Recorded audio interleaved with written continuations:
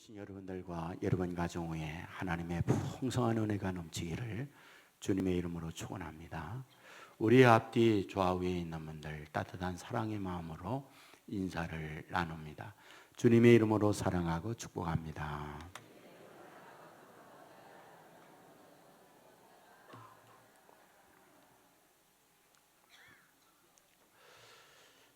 인생을 바라보는 법, 놓아주는 법, 내려놓는 법, 이러한 제목의 책이 있습니다. 수수라고 하는 중국인이 썼습니다. 이 책의 전체적 내용은 인생을 살아가면서 삶의 지혜를 얻는 내용으로 되어 있다라고 봅니다. 그 가운데에 한 부분의 이야기를 소개하고 싶습니다. 뉴욕 한복판에 가면 신문 가판대가 있다는 거죠. 신문 가판대는 서울에도 있고 다른 도시에도 있지 않겠습니까? 왜 저자는 그곳에 있는 신문 가판대를 말하고 있는 걸까? 이유가 있습니다. 신문 가판대의 주인은 60이 훨씬 넘으신 맹인이었습니다. 그러니까 앞을 보지 못하는 분이 가판대의 주인입니다. 사람들은 생각하죠. 돈 안 내고 가는 사람이 있으면 어떡하나? CCTV가 있는 것도 아닌데. 하지만 한 명도 그 누구도 공짜로 가져가는 사람은 없었습니다. 반드시 돈을 지불하고 스스로가 신문을 뽑아갔습니다. 미국인들의 도덕성, 미국인들의 진실성, 이런 것들을 볼 수 있는 간음자구나, 이런 생각을 가질 수 있잖아요. 이분은 이 책에서 사실은 그런 것도 있겠지만 그보다 또 다른 이유가 있다고 얘기합니다. 또 다른 이유가 뭐냐? 그 가판대 가운데 보면 붉은색 하트 모양의 함이 있다는 거죠. 그런데 그 함 뚜껑 위에 이런 글이 써 있다는 거예요. 신문에 당신의 눈을 즐겁게 하셨습니까? 나는 당신의 마음의 소리를 듣고 싶습니다. 신문이 당신의 눈을 즐겁게 했다면 나는 당신의 마음의 소리를 듣고 싶다. 이 문구가 앞을 보지 못하는 그 주인 앞에서 언제나 자기의 옷맵시를 바르게 하면서 신문 값을 지불하고 신문을 가져갔다는 거죠. 가만히 살펴보니까 어떤 사람들은 이미 돈을 지불하고 신문을 가져가 놓고는 신문을 읽고 그것을 가지런히 싸서 또 다시 가판대에 꽂아 놓는 사람들도 있더라는 거죠. 무엇이 이런 삶을 살도록 하는 걸까? 양심의 소리, 마음의 소리를 듣고 싶다는 것. 이 문구가 사람들을 이런 행동을 하도록 만들고 있다, 그런 얘기죠. 여러분, 사람에게 양심이 있습니다. 여기서 말하고 있는 양심의 소리와 마음의 소리라는 것을 다르게 표현하면 무엇일까요? 그것은 마음의 태도, 마음의 생각이라고 바꿀 수 있습니다. 사실 내가 어떤 마음의 태도와 생각을 갖고 있느냐 하는 것은 말로 표현이 됩니다. 그 말은 행동으로 나타납니다. 그리고 그 행동이 반복된다면 습관이 됩니다. 사실 그 습관은 다르게 표현한다면 운명을 결정짓는 요소가 된다고 말씀을 드릴 수 있습니다. 저는 오늘 본문을 통해서 이 문제를 다루고 싶습니다. 우리의 마음을 어떻게 쓸 것이냐라는 거죠. 본문은 로마서입니다. 로마서는 바울이 로마에 있는 유대인, 로마에 있는 그리스도인들에게 보내는 편지입니다. 로마서에서 말하려는 핵심은 구원은 율법의 행위에서 얻어지는 게 아니라 예수님을 믿음으로 되어진다는 걸 말합니다. 이어서 예수님을 믿었다면 믿는 자에게는 믿는 자다움이 있어야 된다. 믿는다 말하고 믿는 자다움이 없다면 바른 믿음이라고 말할 수 없다. 이것을 말씀하고 있습니다. 그런데 우리는 여기서 바울의 자신의 고백, 자신의 간증을 읽을 수 있습니다. 간증의 내용이 무엇입니까? 사실 사도행전에 보면 자신의 간증 내용을 우리가 많이 볼 수 있습니다. 다메섹 도상에서 예수님을 만나고 난 이후에 그의 인생이 반전이 되어지고 예수를 박해하던 입장에서 예수님을 증거하는 입장으로 삶을 사는 과정을 기회 있을 때마다 간증을 했어요. 로마서에도 간증이 있습니다. 그 로마서의 간증은 사도행전의 간증과 달라요. 사도행전의 간증이 행위적 경험에 대한 고백이라면 로마서의 간증은 내면적, 마음의 경험적 간증을 하고 있습니다.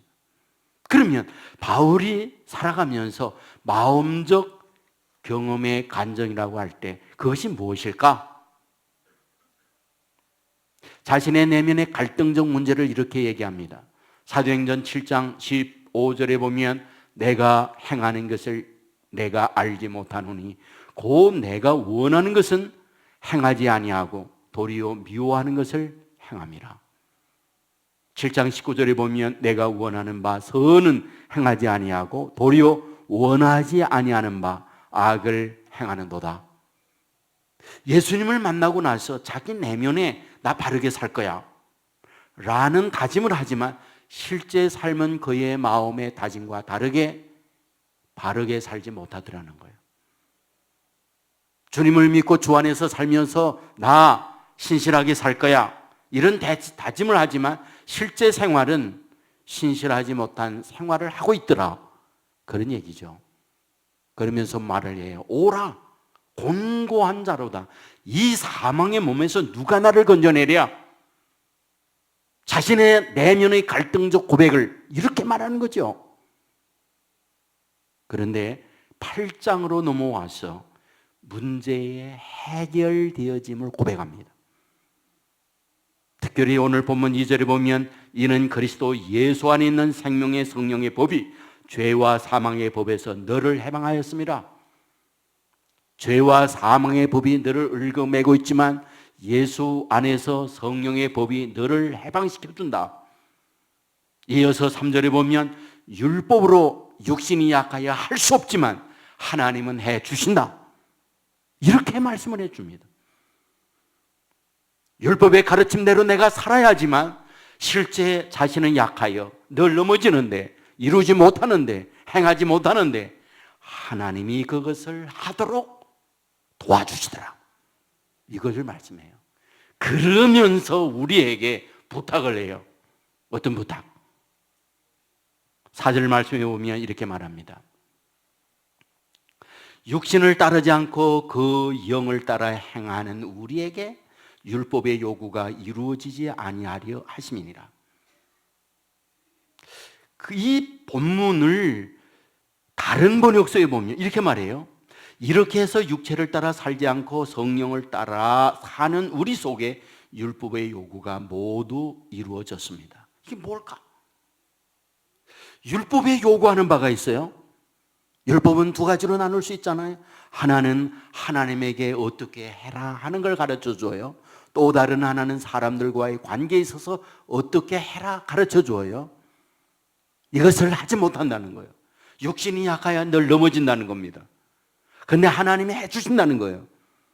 그런데 하나님이 해주시는 이것을 이루기 위하여 네가 할 게 있다는 겁니다. 그게 뭐냐? 여기에 말하는 거예요. 육체를 따라 살지 않고 성령을 따라 살면 성령께서 율법의 요구를 이루어지도록 만들어 주노니라, 이렇게 말하고 있다는 거예요. 여기서 우리는 굉장히 귀한 사실을 발견하죠. 사람이 할 수 없는 것을 하나님이 하신다. 인간에게 무능하지만 성령께서 할 수 없는 것을 해주신다 말씀하면서 그 대신에 내가 할 일이 있다. 육신을 따르지 말고 성령을 따라 살면 성령이 율법의 요구를 이루어지도록 만들어 주신다 말씀하고 있는 거죠. 성경은 우리에게 뭘 말해주느냐? 이렇게 성령을 따라 살 때 성령께서 어떻게 이루어지는가라는 것을 증명하고 있는 말씀들로 가득 찼습니다. 여러분, 우리는 성경에서 성령이 임함으로 말미암아 표면적으로 나타난 현상을 가장 1차적으로 많이 말하고 있는 것을 찾는다면 사도행전이에요. 오순절날에 성령이 임하고 난 이후에 성령이 임한 제자들, 성령을 받았던 사람들 어떤 변화가 있는가를 말하고 있잖아요. 여러분, 성령이 임하게 될 때 가장 먼저 나타난 현상이 뭔가요? 사도행전 2장에 보면 성령의 말하게 하심 따라 말했다고 말해요. 그러면 성령의 말하게 하심 따라 말하는 현상 뭘까요? 우리는 그것을 방언이라고 그래요. 방언은 성령이 임함으로 말미암아 말하게 하심 따라 말할 때 나타난 현상이었어요. 방언이 뭔가요? 은사예요. 왜 은사를 줄까요? 이 부분에 대하여 고린도전서 14장 22절에 이렇게 말합니다. 그러므로 방언은 믿는 자들을 위하지 아니하고 믿지 아니하는 자들을 위하는 것이다. 방언이 믿는 자들을 위한 게 아니라 믿지 않는 자들을 위한 것이랍니다. 그렇다면 무슨 의도가 있는 걸까요? 여러분, 믿는 자에게 방언이 없으면 믿지 않는 자들에게 방언을 주는 거라면 그것이 표적이라면 무엇일까? 믿도록 주는 증거다 이 뜻이잖아요. 방언을 함으로 말미암아 살아계신 하나님의 증거의 표시가 방언이라는 걸 가르쳐 주는 것이 혀의 변화라는 거예요. 그런데 이것은 은사로서 방언을 하는 것만이 성령의 임함으로 나타난 걸까요? 그건 아니에요. 이미 말했지만 성령이 임할 때에 성령의 말하게 하심 따라 말했다고 그랬어요. 이것은 혀의 변화입니다. 방언은 혀의 변화예요. 그렇다면 혀의 변화, 다르게 변하면 입술의 변화, 또 다르게 변하면 말의 변화라 이 말이에요. 내가 부정의 말을 하던 사람이 성령이 임하니까 긍정의 말을 합니다. 내가 공격적 말을 하던 사람이 성령이 임하니까 사람들을 품어내는 말을 합니다. 성령이 임하니까 부정적이고 어두운 이야기를 하던 내가 이제는 성령의 임함으로 말미암아 밝고 미래에 희망 있는 말을 하는 사람이 되더라는 거죠. 전에는 땅의 말을 하던 내가 성령이 임하고 나니까 하늘의 비밀과 천국의 말을 하는 사람이 되더라는 거죠. 이게 성령이 임한 자에게 나타난 혀의 변화를 말씀하고 있다는 거예요. 그것만인가요? 능력이 임한다는 거예요. 성령이 임하면 성령은 우리로 하여금 능력 있는 삶을 살도록 만들어준다 말씀하고 있는 거죠. 어떤 능력이요? 사도행전 2장에서 성령이 임하고 난 이후에 사도행전 3장으로 가면 어떤 능력을 나타내는가를 보여주잖아요. 베드로 요한이 성령 받고 제9식 기도 시간에 기도하기 위하여 성전으로 올라갈 때 한 번도 걸어보지 못한 사람이 앉아서 구걸하는 사람을 만나게 되죠. 베드로 요한에게도 손을 내밀죠. 그때 요한과 베드로가 한 말이 무슨 말입니까? 네가 은과 금을 내게 원하지만 나는 내게 있는 건 내게 준다. 곧 나사렛 예수 이름으로 일어나 걸어라 외치게 될 때에 그는 일어나 걷고 뛰는 역사가 나타나게 됐잖아요. 어째서? 성령이 임하니까 성령 임한 그에게 권능을 주는 거잖아요. 여러분, 성령이 임하면 그것만입니까? 담대해져요. 담대해집니다. 베드로는 예수님이 신문 받고 있을 그때에 모닥불 옆에서 차디찬 몸을 녹이고 있는 그때 하녀가 베드로를 보면서 당신도 kop해지, 당신도 그 당이지 라고 말할 때 한마디로 아니라고 부인을 해요. 몇 번이나? 3번이나. 하녀는 힘이 없어요. 하녀는 사람들이 말한다 할지라도 인정을 해주지 않아요. 그러한 하녀가 당신도 한패지 라고 하는 그 말 한마디에 그의 인생은 무너져 내립니다. 그것이 초라한 베드로의 모습이었어요. 하지만 성령 받고 난 이후에 그의 인생은 어떻게 달라집니까? 완전히 달라져요. 두려움이 아니라 담대함, 이것으로 바뀌어져요. 사도행전 5장 40절 이하에 보면 그들이 옳게 여겨 사도들을 불러들여 채찍질하며 예수의 이름으로 말하는 것을 금지하고 놓으니 사도들은 그 이름을 위하여 능력받는 일에 합당한 자로 여김을 기뻐하면서 공회를 나가니라. 매를 맞고 위협을 받는 상황 속에 있으면서도 두려워 떨지 않고 오히려 기뻐하면서 공회를 떠나더라. 어째서? 성령이 임하니까. 성령이 임하니까 두려움 앞에서도 담대한 사람으로 만들어주고 있더라, 그 말이에요. 스가랴 4장 6절 잘합니다. 이는 힘으로 아니 되며 능력으로 되지 아니하고 오직 나의 영으로 되노니라. 오직 나의 영으로 되노니라. 힘써도 노력해도 하지만 성령으로 말미암아 되어진다. 사사기 6장에 보면 기도원이 나와요. 기도원은 우리가 일상으로 위대한 사사 이렇게 알고 있지만 사실은 그렇지 않아요. 사실은 다른 사람과 비교해 볼 때 어쩌면 가장 약하고 가장 두려워 떨고 가장 능력 없는 사람이 사사여 기도원이었어요. 그는 스스로 이야기합니다. 나는 므낫세 집안이라고. 므낫세 집안이라는 것은 12지파 가운데서 초라하고 누구도 관심이 없는 집안의 자녀, 이런 뜻이거든요. 거기에다가 그 므낫세 지파 가운데서도 가장 작은 자라는 거예요. 할턱없는 아버지, 할턱없는 집안의 아들이라는 거죠. 그는 미디안 사람들이 점령해 오는 것을 보면서 두려워 떨면서 도망가고 가는 자였고 포도주 틀에 숨어드는 자였던 거죠. 그런데 하나님의 영, 성령이 그에게 임하면서 네가 내 백성을 이끌어내라, 그런 음성을 들어요. 성령이 임하고는 그런 말씀을 들을 때 그는 담대함이 생겨 나가야 되는 거죠. 사람들을 향하여 얘기합니다. 나와 함께 우리를 공격하는 저 미디안 사람들과 싸울 사람들 나오라고. 3만 2천 명이 나왔습니다. 하나님 얘기해요. 너무 많다는 거예요. 미디안 사람들이 1,000명이 왔기 때문에 3만 2천 명 많다는 얘기입니까? 성경을 보면 미디안 사람들은 바다의 모래알과 같이 호다하게 엄청난 수십만이 왔다는 거예요. 거기에다가 최신의 무기로 완전 무장을 하고 있는 거지요. 3만 2천 명으로도 그들과 전투는 싸울 수가 없는 소수입니다. 그런데 하나님이 뭐라고? 많다. 기도는 이야기합니다. 집으로 돌아가라. 2만 2천 명이 갔어요. 10,000명이 남았습니다. 하나님 말씀해요. 그것도 많다. 또 돌아가라고 합니다. 9,700명이 돌아가요. 300명이 남았어요. 여러분, 그들과 싸우는 거예요. 특전용사냐고요? 결사대가 조직되었느냐고요? 어떻게 생각하면 가장 초라한 이들만 남은 겁니다. 어떻게 생각하면 있으나 마나한 호소아비와 같은 존재만 남은 거예요. 그런데 하나님은 300명을 남겨놓고 하나님의 작전 계획을 제시해요. 작전 계획이 뭡니까? 항아리 준비하라는 거죠. 그리고 횃불을 준비하라는 거죠. 나팔을 준비하라는 거죠. 그리고 나아가서 얘기합니다. 밤중에 공격해라. 횃불을 항아리에 감추어라. 그리고 항아리를 깨고 횃불이 화끈하게 비치도록 하고 나팔을 불라. 이게 하나님의 전쟁 작전 계획이었어요. 아세요?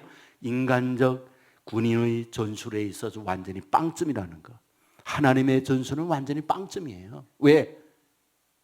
여러분, 밤중에 적과의 전투는 기습 공격이 기본이죠. 이거는 젖먹는 애들도 아는 작전이잖아요. 그런데 그 캄캄한 밤에 횃불을 들고 가서 횃불을 깨서 나 여기 있다, 나 여기 쏘아라, 이런 어리석은 작전이 어디 있냐는 거예요. 거기다가 나팔 불면 밤에 우리 있다는 신호잖아요. 신호. 우리 여기 있어 하고 떠드는 거잖아요. 여러분, 이게 하나님이 준 작전이에요. 뭐 하려고? 이 말씀을 통해서 무엇을 가르쳐 주려고? 인간의 판단으로 안 되지만 내가 하면 된다는 거예요. 너희들의 수, 너희들의 군사력, 너희들의 인간적 판단으로 하는 게 아니라 전혀 하나님이 하실 때에 사람의 생각을 뛰어넘어 전능한 능력으로 말미암아 역사를 이루어 준다. 이것을 보여주는 말씀이라는 거죠. 하나님의 성령이 임하게 되어질 때에 그런 나약한 이들이 담대함을 입는 겁니다. 그리고 담대하게 주를 위하여 헌신하는 사람이 되어졌고, 이 일로 말미암아 어떤 일이 벌어졌느냐, 이룰 수 없는 승리 가져다 주고 있더라는 거예요. 아십니까? 예수님도 성령의 충만을 입은 분이었다는 것. 태어날 때부터 성령으로 잉태되셨어요. 여러분, 요단강에서 공생애 시작하면서 세례를 받을 때 성령이 비둘기같이 임하셨다고 했어요. 광야에 40일 금식하면서 가게 될 때 성령의 이끌림 받아 가셨다고 말씀하고 있어요. 누가복음 4장 18절 이하에 보면 주의 성령이 내게 임하셨으니 이는 가난한 자에게 복음을 전하게 하시려고 내게 기름을 부으시고 나를 보내사 포로된 자에게 자유를, 눈먼 자에게 다시 보게 함을 전파하며 눌린 자를 자유롭게 하고. 무슨 말일까요? 주님께서 공생에 시작하면서 기적과 능력을 행하게 되는데 그 능력 행하기 전 뭐 한다? 주의 성령이 내게 임하셨으니 눌린 자를 자유케 만들고 눈눈 자를 다시 보게 하고 걷지 못하는 이를 걷게 만들고, 이것이 성경에 말씀하고 있는 바예요. 주님은 하나님 자신인데 성령의 영이 예수님과 함께하고 있더라. 무슨 말입니까? 너희들 땅 위에 살 때 이 세상의 믿음으로 사는 너희들이요, 하나님의 영이 감동하여 하나님의 능력으로 세상을 살아야 된다. 이것을 말씀하고 있더라는 겁니다. 오늘 보면 4절에서 이것을 말씀하고 있잖아요. 나는 내 간정의 고백이 있다. 육신이 약하여 율법을 이루지 못한다. 마음에 다짐하고 있지만 늘 쓰러진다. 난 형편없다. 그런데 하나님이 율법을 이루게 해준다. 어떻게?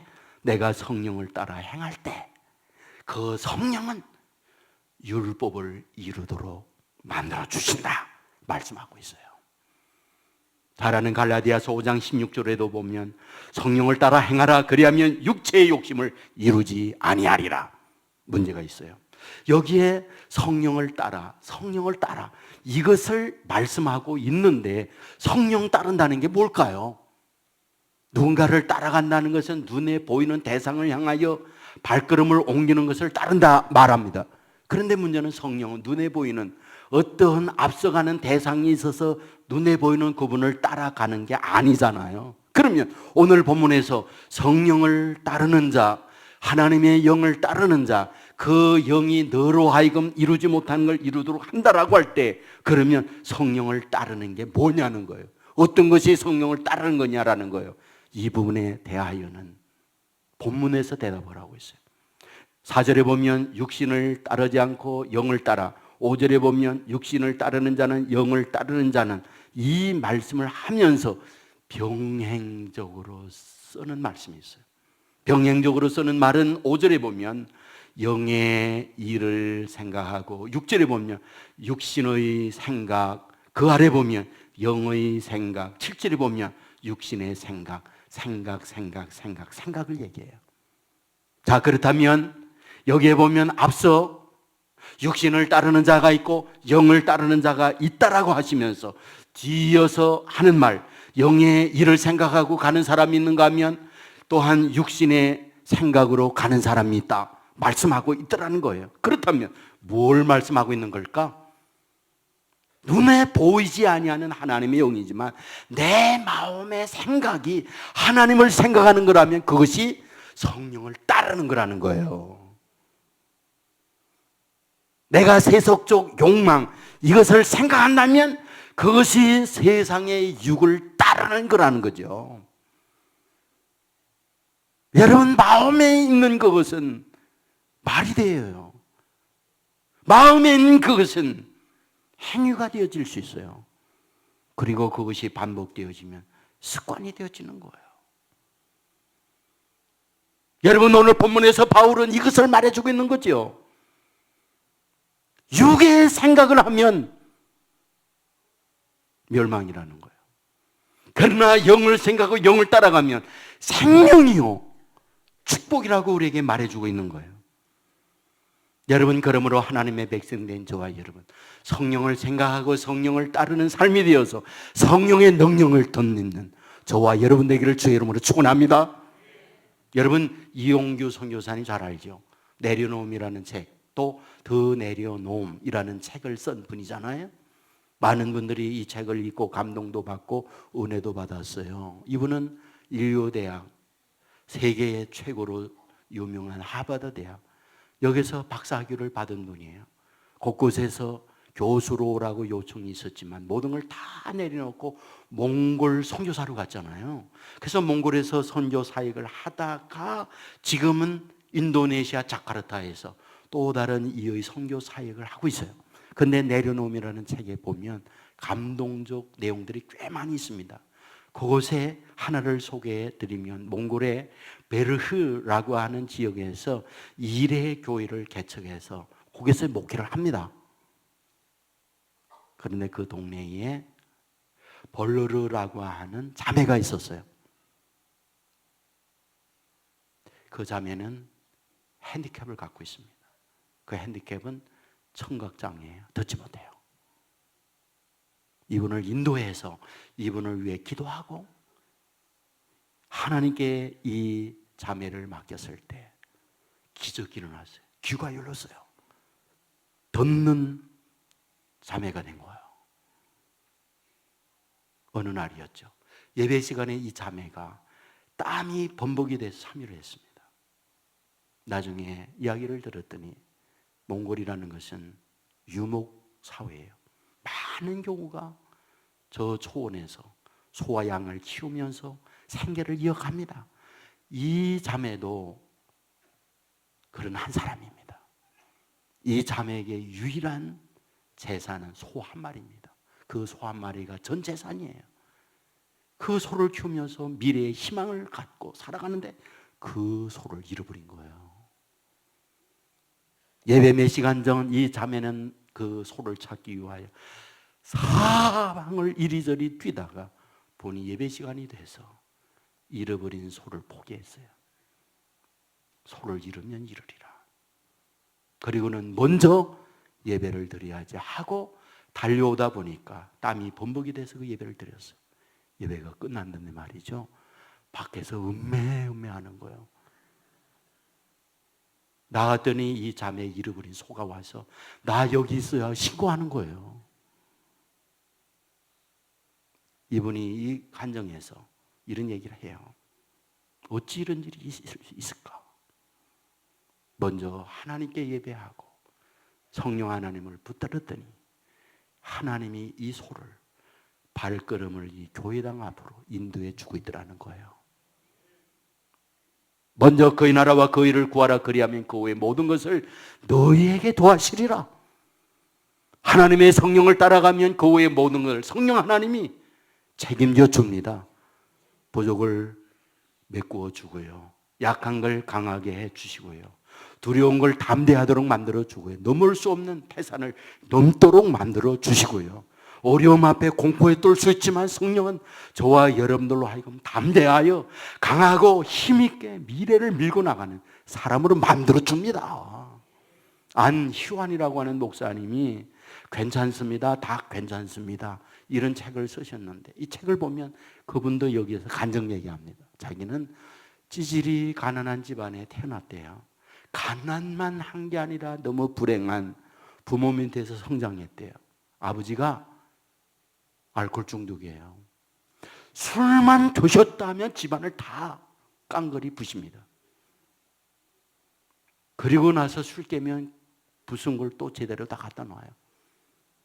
근데 그러고 다시 술을 안 마시면 되잖아요. 근데 다음날 또 드셔. 그리고 또 부셔. 이게 날마다 반복돼. 그것만 있으면 더 좋은데 이분이 또 다른 게 있어. 그림을 너무 좋아해. 그림. 무슨 그림? 팔공산에다가 별표 있는 거다가 흑살이, 홍살이, 그리고 사쿠라꽃, 이런 걸 너무 좋아하는 거야. 예? 신령한 분들은 이 말이 무슨 말인지 모르죠. 예?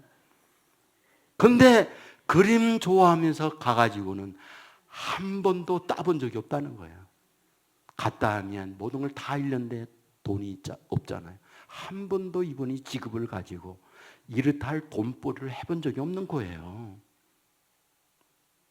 어머님이 보따리를 이고 시장에서 야채하면 어린 희완이는 야채를 날라다 주고 어머님의 보따리를 들고, 이것이 어린 시절의 모습이었다는 거예요. 어느 정도 움직일 수 있을 만할 때 신문을 돌립니다. 중학교 1학년 되었을 때 좀 더 신문을 빨리 돌리기 위하여, 많은 부서를 돌리기 위하여 헌 자전거를 하나 샀어요.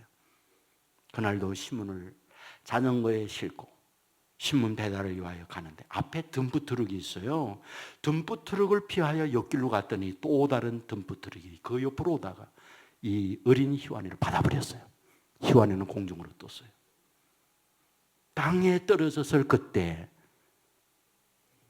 덤프 트럭 기사가 너무 당황하니까 스톱했다가 빠꾸를 하는데 그 옆에 있는 희완을 깔아버렸어요. 적석에서 왼쪽 팔이 어스러져 버렸어요. 피가 낭자에 흐르고 죽음이 다가오고 있는 거죠. 외쳤어요. 아저씨 살려줘요. 아저씨 살려줘요. 눈을 떴을 때는 병원이었고 팔 하나가 없어서더라는 거죠. 1년 동안 투병하면서 힘들게 지냈어요. 그는 버스를 타도 자기 왼팔이 가릴 수 있는 곳에 앉았답니다. 사진을 찍어도 왼팔이 나오지 않는 곳에 늘 팔을 가리면서 섰답니다. 팔이 없는 것은 자기 마음이 없는 아픔이었고 고통이었어요. 죽음도 많이 생각했던 거죠. 그런 즈음에 누군가가 전도를 해서 교회 나갔어요. 그리고 예수님을 만났어요.